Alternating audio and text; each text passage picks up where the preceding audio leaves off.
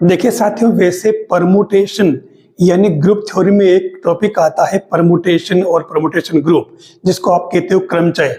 होता क्या है? दरअसल कुछ नहीं, एक फंक्शन f ऐसा है कि वो f किसी सेट a से a में ही वो डिफाइंड होना चाहिए। नंबर 2, वो फंक्शन f a से a में 1 1 होना चाहिए, एक एक ही। और तीसरी शर्त, वो फंक्शन f a से a में आच्छादक यानी कि ऑन टू होना चाहिए। तो इस तरह का जो कंपोजिशन बनता है, ऊपर तो वो एलिमेंट और सेकेंड रो में उसकी f इमेज लिखते हैं, ये कंपोजिशन कहलाता है आपके परमुटेशन। साथियों, परमुटेशन जो टॉपिक है एब्स्ट्रैक्ट अलजेब्रा के अंदर, वहां आपके अल्फा और बीटा दो परमुटेशन दे रखे हैं। अब ये कह रहा है कि आपको फाइंड करना है, चलो मैं ये लिख लेता हूं, अल्फा बीटा इनवर्स 2, ये आपको फाइंड करना है। परमुटेशन का क्वेश्चन बहुत इजी होता है, आप इजी में कर भी सकते हो, देख लीजिए। हम सबसे पहले एक काम करते हैं, क्योंकि इसने अल्फा बीटा -2 पूछा है, तो अपन सबसे पहले बीटा इनवर्स निकालते हैं। बीटा इनवर्स कौन सा? ये वाला है।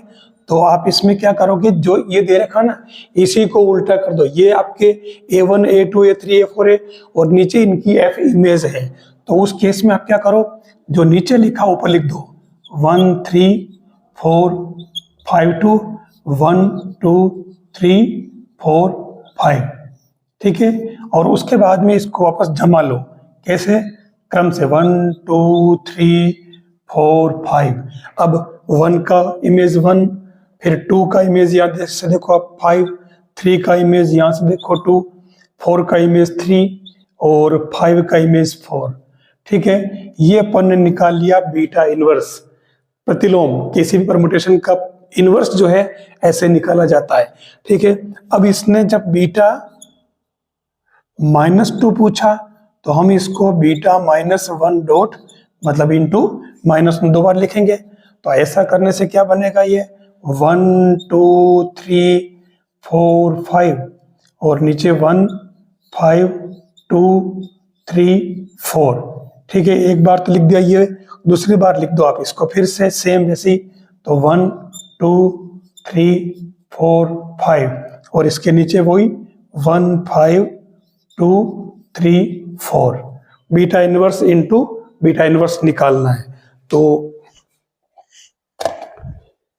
अब यहाँ दो परमुटेशन का मल्टीप्लाई करना है। मल्टीप्लाई या इसको कंपोजिंग भी कहते हैं, प्रोडक्ट ऑफ परमुटेशन भी कहते हैं, ठीक है। तो अब यहाँ आप ध्यान रखना, आप जो 1 2 3 तो ऊपर एज इट इज लिख दे, कुछ भी नहीं करना। देखो 1 2 3 4 और 5, आप इधर से चलेंगे, इधर से आपको 1 का लिखना है, तो 1 का 1 और फिर इस 1 से वापस यहाँ हो तो 1 का 1 ही आएगा। फिर आपको 2 का लिखना, तो 2 का कौन है? 5, और इस 5 को वापस यहाँ लाओ, 5 का 4, ये आपके 4। 3 लिखना है, तो 3 का 2, इस 2 से वापस यहाँ हो, ये 2 का कौन? 5, ये 5। फिर आपको 4 का लिखना, तो 4 का 3, तो 3 से वापस यहाँ हो आपके, ये 3 का 2, ये 2 हो गया।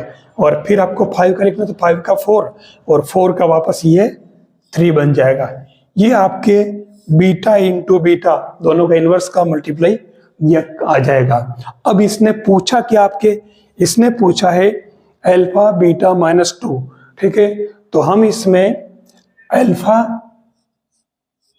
बीटा -2 निकालते हैं।